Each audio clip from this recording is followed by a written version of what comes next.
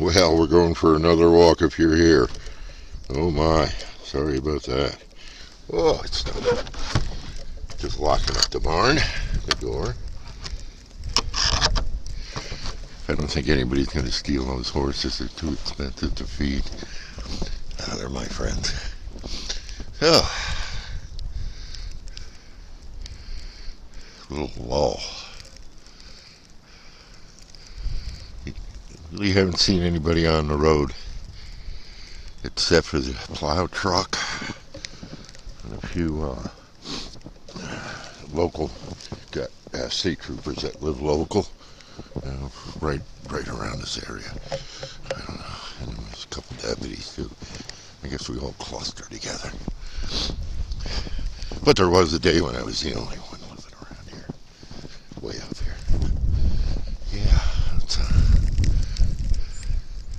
I'll probably just send us 2 videos, and a raw cut is fine.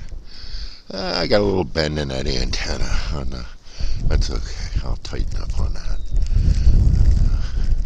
on the pole, but that's nothing big. Tractor's plugged in. Of course, it's a diesel, so I didn't have it plugged in yesterday morning, and I went out to the barn and I had it out there, and it was 40-something degrees, and the jug but started like 40 degrees. But wind. The wind is giving up. But again, I can see that my anemometer is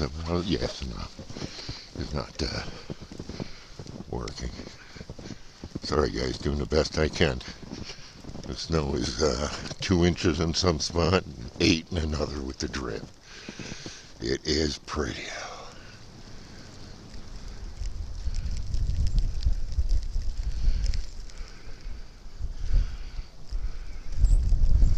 We feed the birds. Believe me, everything is full. It's almost a full-time job lately. Okay, everybody, I'll catch you on the next one. New York 202 on the side.